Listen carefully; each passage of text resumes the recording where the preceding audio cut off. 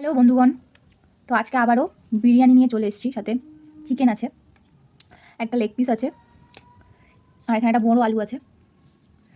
আর এই যে কৌটোর মধ্যে অনেকটা বিরিয়ানি রয়েছে, শসা আছে, পেঁয়াজ আছে।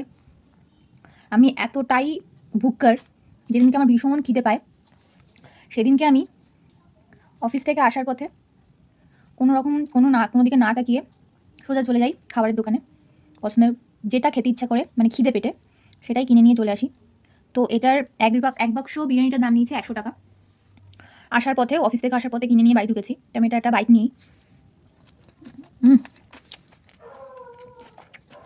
যখন পেটে খিদে লাগে বন্ধুরা, তখন যাই হয়ে যাক না কেন, সব খাবারই অমৃত লাগে।